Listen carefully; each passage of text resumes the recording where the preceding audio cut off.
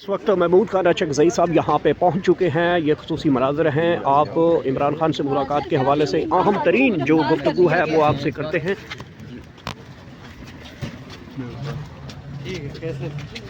नए सूबे बनने चाहिए अचकज़ई साहब, नए सूबे बनने चाहिए।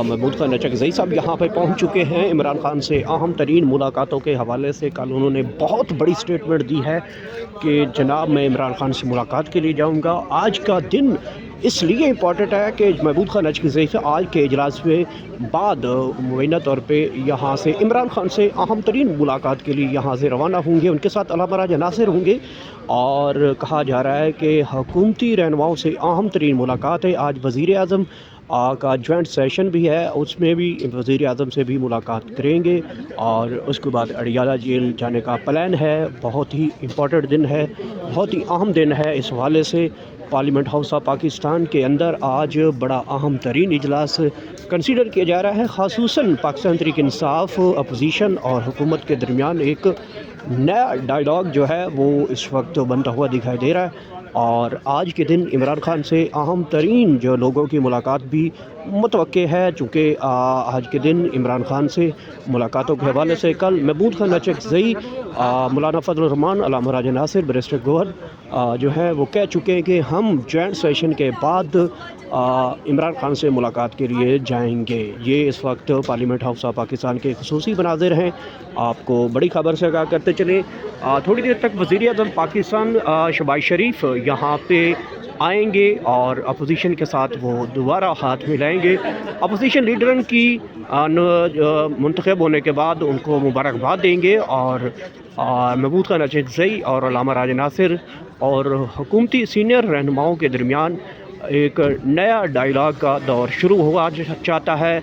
और इस नए डायलॉग में इमरान खान की रिहाई, इमरान खान के साथ मुलाकातों के हवाले से, चूँकि इससे पहले महमूद खान अचकज़ई साहब ने कह दिया हुआ है कि मैं इमरान खान साहब से दस्तखत करवाऊँगा कि वो अगर पावर में आएंगे तो वो किसी को भी कुछ नहीं कहेंगे। मैं उनकी गारंटी देता हूँ, तमाम लोगों को मैं गारंटी देता हूँ।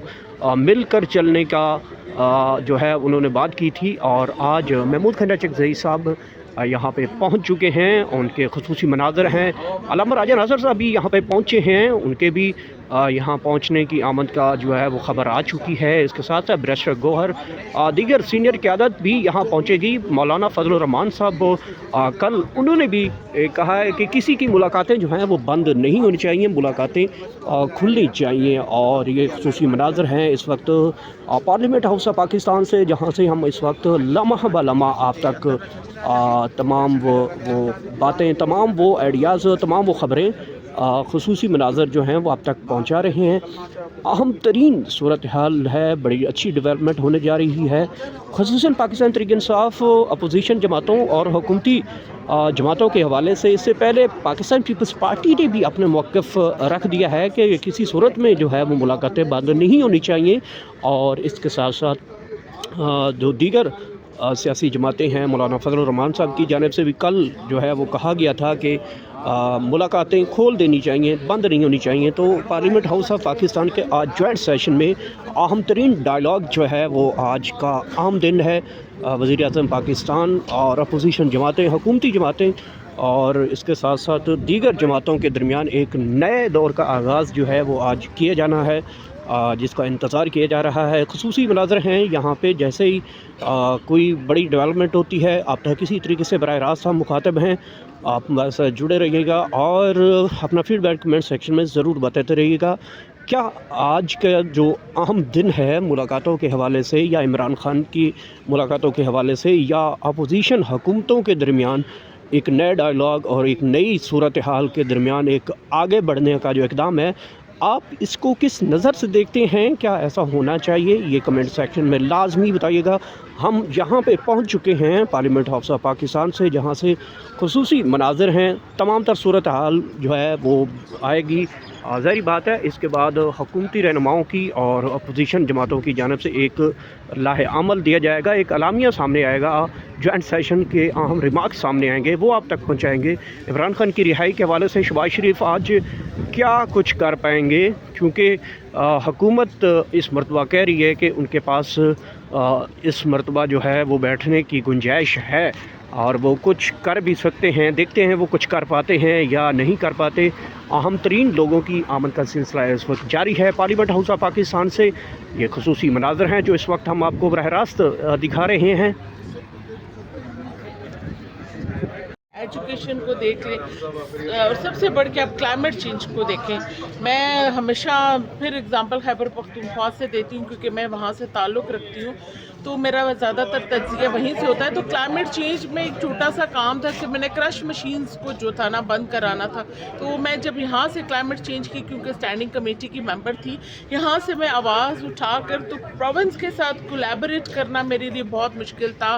وہاں سے نمائندوں کو بلانا اور ان کے ساتھ جب کولیبریشن کرنی ہوتی تھی جو ان کے ریپریزنٹیٹیو تھے، ظاہری بات ہے کہ کوئی ایسی خلش ہوتی ہے، وہاں پہ پی ٹی آئی کی حکومت ہے، یہاں پہ obviously P M L N اور کولیشن جماعتوں کی ہے، تو وہ ایک کولیبریشن اور ایگزسٹ نہیں کر پا رہا تھا۔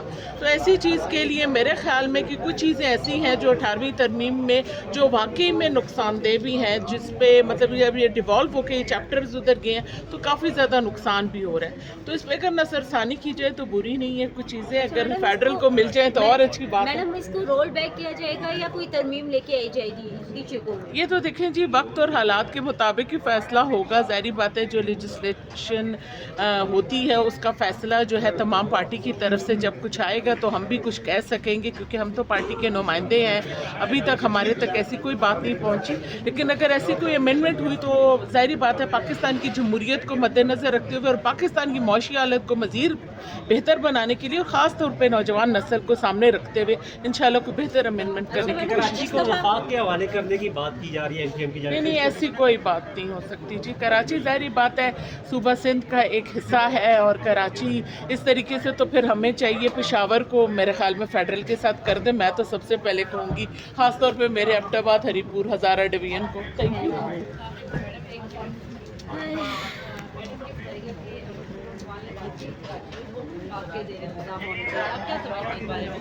میں نے پہلے بھی کہا کہ اگر آپ کراچی کی بات کرتے ہیں، کراچی دیکھیں صوبہ سندھ کا ایک حصہ ہے اور ہم کراچی کو اس طریقے سے تو وفاق کے اندر نہیں لایا جا سکتا۔